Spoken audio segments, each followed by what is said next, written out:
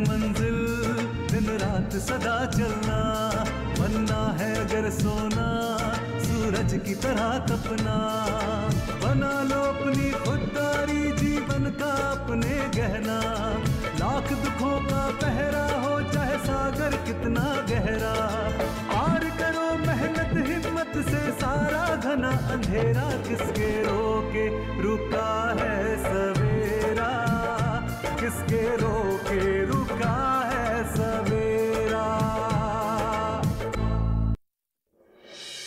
अरे हाय देखिए, अपनी किरण बिटिया भी यही है, धीरज बेटा के साथ।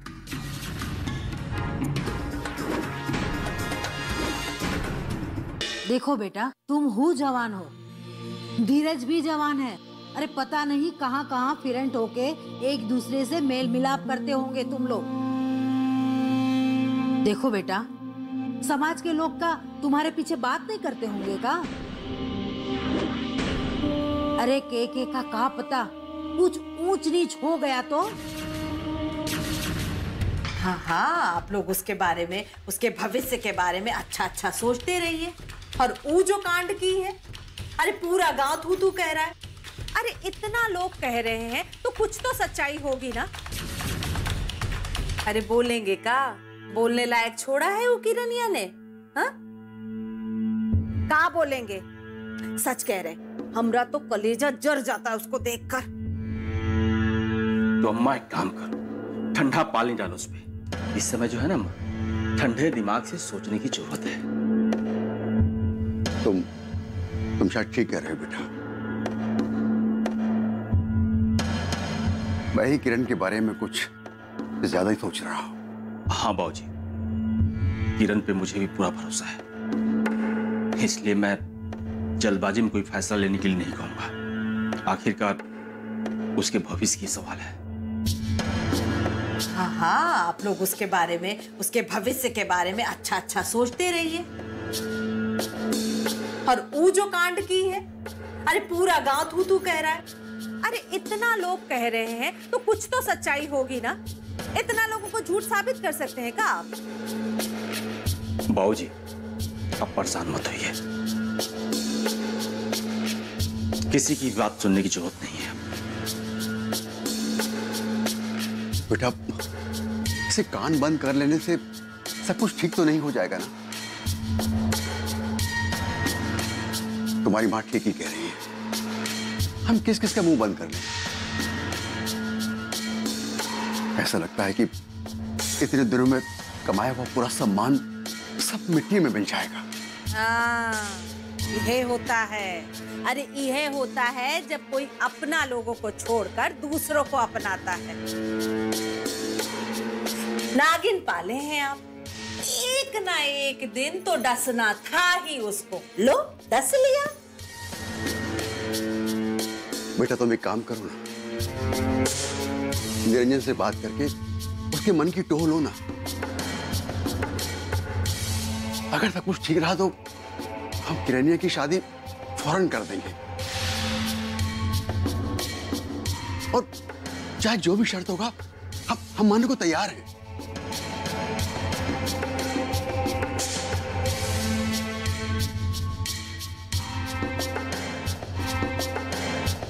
अरे चाची, कहाँ हुआ? कहाँ लेके जा रही हो? तुम बैठो तो सही, बहुत बड़ी बात है। ऐसी कौन सी बड़ी बात है कि आधे रास्ते से पकड़ के ला रही हो? वहाँ चाचा जी का दवाई खाने का टाइम हो गया है। अरे दवाई तो रमा भौजी मास्टर जी को दे देगी ना, लेकिन जो बात हम तुमको बताने वाले हैं ना, नहीं बता के हम मजा किरकिरा नहीं करेंगे। अब तुम बैठो, बैठो तो।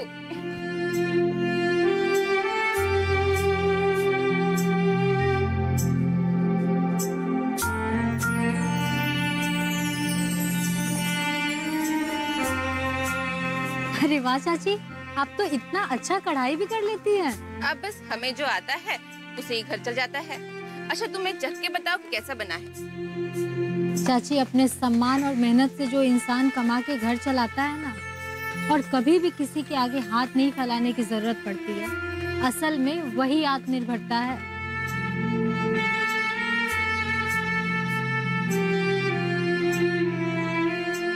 अरे चाची, ये तो बहुत ही स्वादिष्ट बना है। मतलब आप कढ़ाई का काम भी इतना अच्छा कर लेती हैं, रंगोली भी बना लेती हैं और इतना स्वादिष्ट खाना भी बना लेती हैं। चाची आपका ना जवाब ही नहीं है। इतना पसंद आया तुम्हें? रुको हम और लाते हैं। अरे नहीं नहीं चाची, बस घर जाना है, चाचा जी का दवाई का समय हो गया है। अरे रुको ना, सिर्फ कोफ्ते खिलाने के लिए थोड़ी ना हम तुमको लाए हैं। हमको कुछ दिखाएं? अब क्या दिखाना है? रुको तो सही।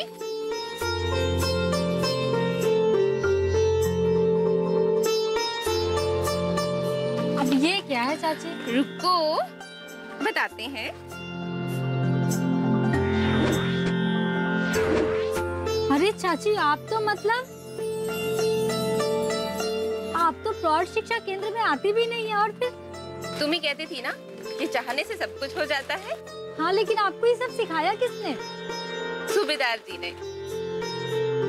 तुम्हारी तरह वो भी अपने इरादे के पक्के हैं, जो एक बार बात ठान लेते हैं उसे करके ही मानते हैं। तो ये सूबेदार चाचा ने आपको सिखाया है? हाँ, और ना अब हमें जब भी समय मिलता है ना, हम किताब को देखकर सारे अक्षर बना लेते हैं। अरे वाह चाची, मैं तो पहले से ही कहती थी कि साक्षर होना बहुत जरूरी है, लेकिन इतना जल्दी सब इतना अचानक, मुझे तो विश्वास ही नहीं हो रहा है। सूबेदार जी है ही ऐसे, एकदम इरादे के पक्के। हमें तो पता ही नहीं चला कि कब बातों ही बातों में वो हमें पढ़ने और लिखने के लिए प्रेरित करते चले गए। और सच पूछो तो जब हमने पहली बार अक्षर लिखा ना, हमें तब एहसास हो गया था कि साक्षरता वास्तव में औरतों का कितना बड़ा हथियार है और अलग तरह का आत्मनिर्भरता का एहसास हो रहा है हमें। चाची, सूबेदार चाचा जिस तरह से बिना स्वार्थ के आपके साथ खड़े हैं ना, ऐसे लोग दुनिया में बहुत कम होते हैं चाची, जो हर वक्त आपकी मुश्किल में खड़े रहते हैं। मैं तो कहती हूँ ऐसे इंसान का साथ कभी नहीं छोड़ना चाहिए। पता नहीं चाची, मुझे ऐसा लगता है कि सूबेदार चाचा और आपका साथ इस पूरे समाज को एक नया ही रूप देने वाला है।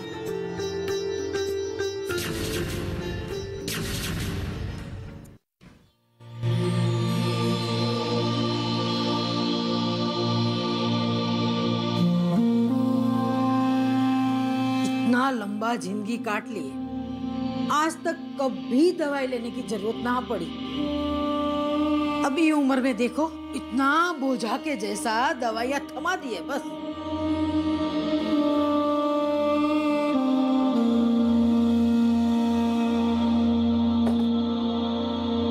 माँ, अब दवा तो खाना ही पड़ेगा। स्वस्थ शरीर ही असली दौलत है। और डॉक्टर साहब ने भी तो कहा था कि इस उम्र पर समय समय पर डॉक्टर से परामर्श लेती रहना चाहिए। हाँ, हमको ढेर मत समझाओ, अपने काम में ध्यान दो, जाओ, हमको सब समझ में आता है।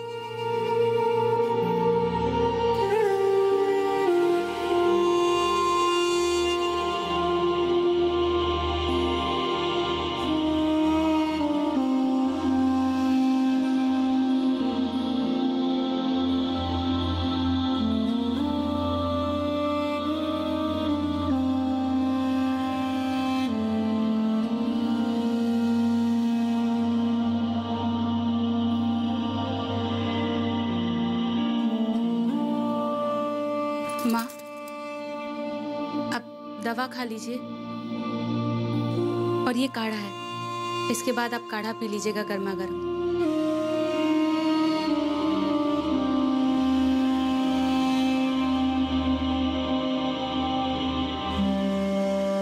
इतना बड़ा दवाई है, गले के नीचे कैसे उतरेगा? अगर दवा नहीं खाना है तो ठीक है, डॉक्टर साहब से बोल देते हैं, आके इंजेक्शन लगा दिया करेंगे रोज 2-4। माँ, दवा खा लीजिए। आजकल तुम्हारा जबान बहुत चलने लगा है, चुप रहो।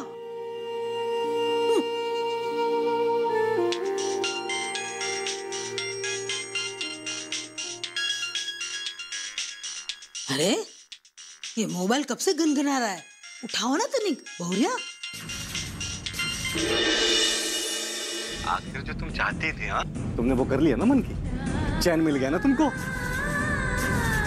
तुमको तो खाली ना बहाना चाहिए था घर से बाहर जाने का, और भरे समाज में जलील हम लोगों को होना। गांव के लोग क्या क्या बातें करते तुम्हें पता है कुछ? मुझे कॉल करके बोलते हैं सबके सब, कह रहे तेरी मेहरारू तो खिलाड़ी निकली खिलाड़ी, और मैं तो जानता हूं तू है खिलाड़ी। किसके रोके रुका है सवेरा। बीमारियों से कैसे बचेगी फसल, मवेशियों की मुश्किलों का क्या है हल, कहां से लाएं बीज, कितनी लगेगी खाद, किसानों के हर फोन का विशेषज्ञ देंगे जवाब। देखिए हेलो किसान लाइव सोमवार से शुक्रवार शाम 6 बजे। किसके रोके रुका है सवेरा।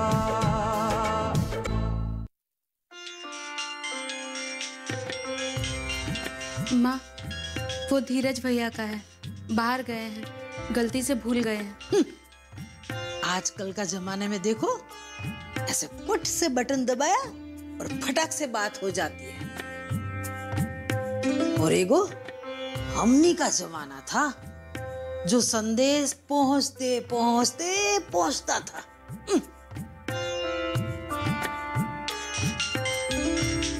अरे किसको जरूरत आन पड़ा है, बार बार फोन किए जा रहा है, तने उठाओ ना बोरिया।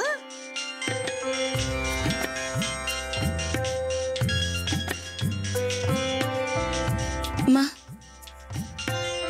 उनका फोन है।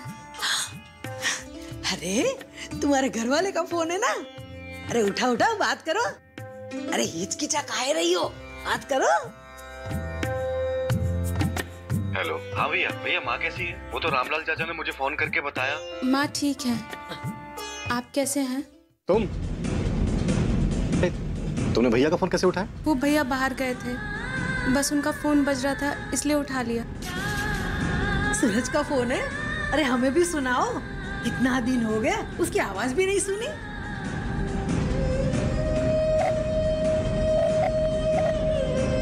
तुमने भैया का फोन उठाया कैसे? समझ में आता तुम्हें कुछ ही नहीं। क्या समझती हो तुम अपने आप को, क्या समझती हो? आखिर जो तुम चाहती थी, हाँ तुमने वो कर लिया ना, मन की चैन मिल गया ना तुमको। तुमको तो खाली ना बहाना चाहिए था घर से बाहर जाने का, और भरे समाज में जलील हम लोगों को होना पड़े। अरे माँ की ठीक से सेवा करती ना तो उनकी तबीयत भी ठीक रहती, लेकिन तुम्हें तो बाहर जाने का बहाना चाहिए। धीरज भैया बाहर गए थे, माँ घर में बेहोश पड़ी थी, और तुम बाहर जाके अपनी आजादी मना रही थी। गांव के लोग क्या क्या बातें करते तुम्हें पता है कुछ? मुझे कॉल करके बोलते हैं सबके सब, कह रहे तेरी मेहरारू तो खिलाड़ी निकली खिलाड़ी, और मैं तो जानता हूं तू है खिलाड़ी। अरे हमारी तो ना किस्मत ही फूटी थी कि तुमसे शादी हुई मेरी। अब जिंदगी भर के लिए मेरे माथे पे लिख चुकी हो, उसको तो मैं मिटा नहीं सकता हूं। तुम दहलीज के बाहर क्यों गई थी, क्यों निकली? वाह बेटा, एक काम करो, इतना देर से जो बोल रहे हो तो तुम्हारा मुंह दर्द करता होगा ना। एक काम करो बेटा, थोड़ा पानी पी लो और थोड़ा सुस्ताई भी लो। हाँ? अरे माँ कैसी हो माँ, तबीयत कैसी है? मैंने आपसे ही बात करने के लिए कॉल किया था माँ। जब से सुना है माँ कि आपकी तबीयत खराब है ना, हम तो एकदम छटपटा गए थे माँ। कैसी है माँ अब तू? हाँ बेटा, जब बेटा छटपटाने लगे तो मायका करेजो को चैन कैसे ना आएगा, है ना? माँ बस अपना ख्याल रखिए और हमारी बिल्कुल भी चिंता मत करिए, और घर की भी कोई भी चिंता मत करो माँ, आप अपना ख्याल रखो। माँ मैं आपसे वादा करता हूँ, मैं आपको माँ कोई भी तकलीफ नहीं होने दूंगा कभी। हाँ बेटा, जिसको हमारा ख्याल रखना चाहिए ना, वो तो हमारा बहुत अच्छे से ख्याल रख रही है, और जिसकी हम उम्मीद लगा के बैठे थे ना, वो में से कोई नहीं था हमारे पास। जब हम बेहोश पड़े, अपने जान परान का हिसाब कर रहे थे। कुल मिलाई के बात ये है बेटा कि हमका तनी मनी ये बुझा गया है कि हमरी बहुरिया ने जोन किया ना, बहुत बढ़िया किया। और जो तुम इतनी देर से सुना रहे हो ना बहू को घर की दहलीज पार करे खातिर, तो एक बात समझ लो बिटवा, अगर मेरी बहू ने घर की दहलीज को पार ना किया होता ना, तो आज तुम लोग अपनी माई की क्रियाक्रम करके बैठे होते, समझे? बेटा, हमको ढेर मत समझाओ। हर वक्त तो हमारी बहू ये गलत नहीं हो सकती ना। जाओ बेटा जाओ, फोन रखो और अपने काम पे लग जाओ बिटवा। हाँ ठीक है माँ।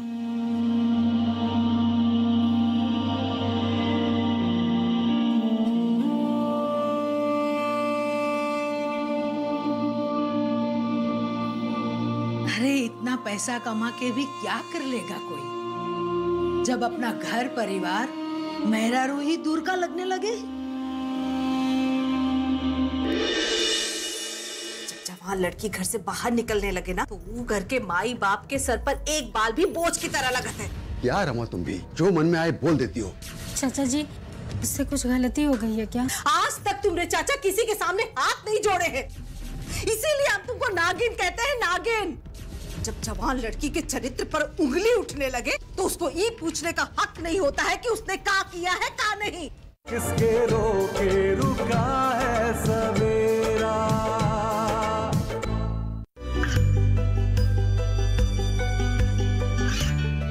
गांवों और पिछड़े क्षेत्रों में सरकारी योजनाओं की जानकारी पहुंचा।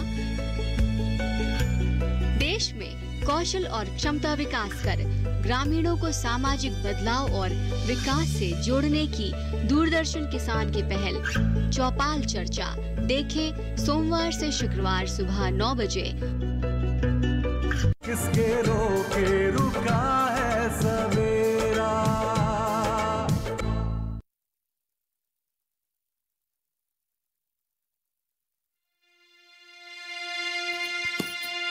का हो मास्टर जी, केकरा इंतजार कर रहे हैं बैठे बैठे?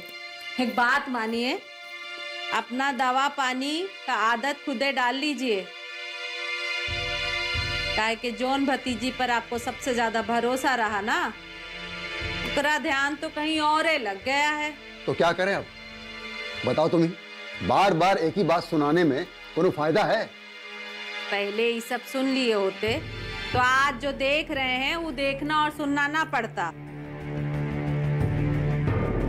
बड़े आए भतीजी वाले। हाँ, आखिर मुंह पर कालिक पोत रही है ना आपके।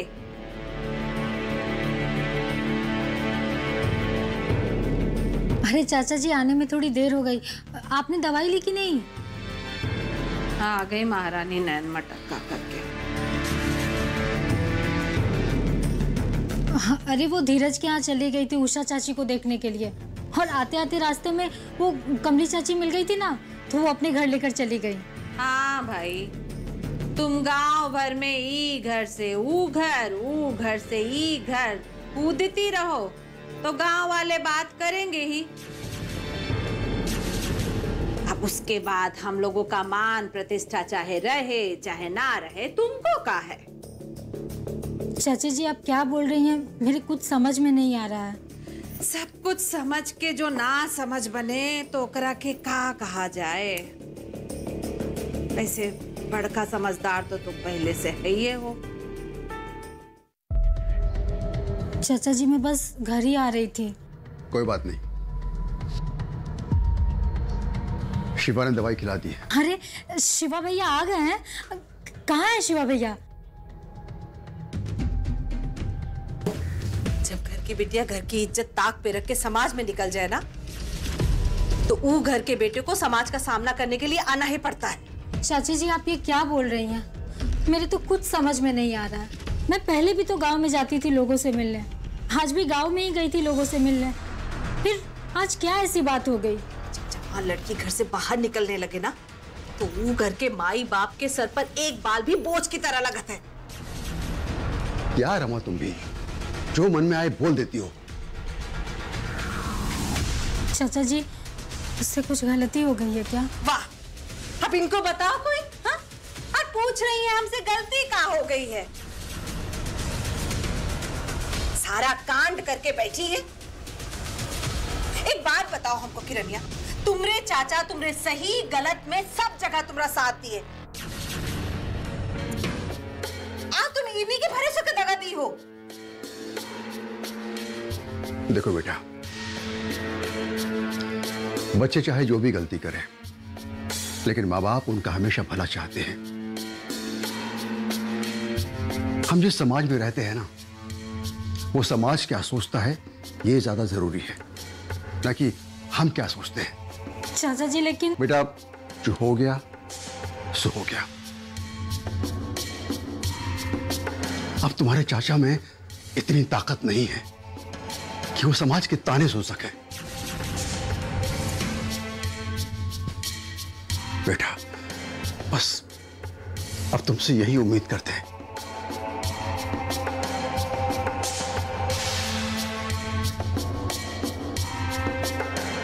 तुमरे कारण ये दिन भी देखना पड़ा हमको। आज तक तुमरे चाचा किसी के सामने हाथ नहीं जोड़े हैं, और आज उकरे सामने हाथ जोड़े देखे हैं जिसको वो सबसे ज्यादा अपना सगा मानते थे। यही चाहती थी ना तुम, पड़ गई ना तुमरे कलेजे पे ठंडक। इसीलिए हम तुमको नागिन कहते हैं, नागिन। एक तरफ हमरे सिवा के पीछे हाथ धो के पड़ी हो, और आज अपने बाप समान चाचा पर फुंकार मारने से बाज नहीं आई तुम। चाची जी लेकिन हमने ऐसा क्या कर दिया है? जब जवान लड़की के चरित्र पर उंगली उठने लगे तो उसको ये पूछने का हक नहीं होता है कि उसने क्या किया है क्या नहीं। तुमको अपने चाचा की प्रतिष्ठा का जरा सा भी ख्याल नहीं आया? अरे हमको तो लगता है कि तुमको चुल्लू भर पानी में डूब मरना चाहिए, समझी?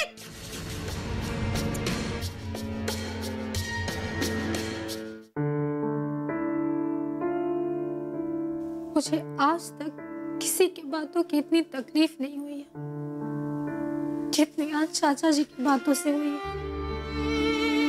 वही तो मेरा भरोसा था, लेकिन आज पता नहीं किस कसूर के कारण चाचा जी की नजरों में मैं अपने आप को अपराधी महसूस कर रही हूँ।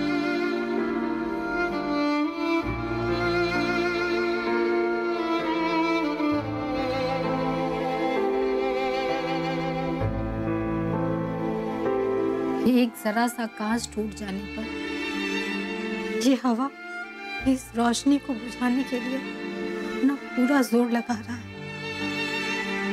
ऐसे ही तो एक औरत की कहानी होती है ना, इस कांच की तरह। उसकी भी मर्यादा ऐसे ही कांच की तरह बना दी जाती है। बस जरा सा टूट जाने पर सारे लोग उसके अस्तित्व पर उंगली उठाने लग जाते हैं।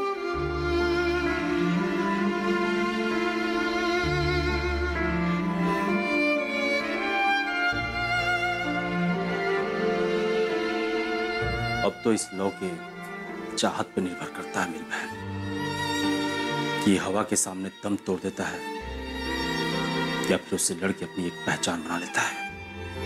लेकिन भैया, अपने परिवार से कैसी लड़ाई, और आखिर कब तक? हार की बात तुम कर रही हो मेरी बहन। हमेशा शेरनी जैसे समझा, जो गलत के सामने कभी तुम झुकी नहीं और ना ही अपने सामने कभी गलत होने दिया, और आज अचानक तुम कमजोर पड़ गई। अपने परिवार के सामने ना भैया, हर एक इंसान कमजोर ही होता है। लेकिन वही लोग हमारी ताकत भी तो है। मुझे पता है तुम आज इतनी परेशान क्यों। तुमने कभी सोचा नहीं था कि बाबूजी भी तुम्हारे बारे में ऐसा सोच सकते हैं। मुझे तकलीफ इस बात की नहीं है भैया, बल्कि उनका तो हक है मुझ पर कभी भी कुछ भी बोलने का। तकलीफ तो इस बात की है कि मुझे अपने सफाई में कुछ बोलने ही नहीं दिया गया, और जिस बात के लिए मुझे अपराधी बनाया जा रहा है वो तो मैंने किया ही नहीं। एक बेटी के लिए उसका बाप ही सबसे बड़ा सहारा होता है, और बाप के लिए उसकी बेटी की प्रतिष्ठा। समाज के लोग जब उसकी बेटी के बारे में बातें करने लगते हैं ना, उनकी एक एक शब्द उसके बाप के कलेजे को चुभते हैं। चाचा जी, अगर मैं आपकी नजर में अपराधी हूँ तो मैं इसमें कोई सफाई नहीं दूंगी। पता नहीं बेटा क्या गलत है और क्या सही है, और आखिर में उस बेटी का भी सामना करना पड़ता है जिसकी एक मुस्कुराहट के लिए वो सब कुछ करने को तैयार है। आना है अगर मंजिल दिन रात सदा चलना, बनना है अगर सोना सूरज की तरह तपना, बना लो अपनी खुददारी जीवन का अपने गहना, लाख दुखों का पहरा हो चाहे सागर कितना गहरा, पार करो मेहनत हिम्मत से सारा घना अंधेरा, किसके रोके रुका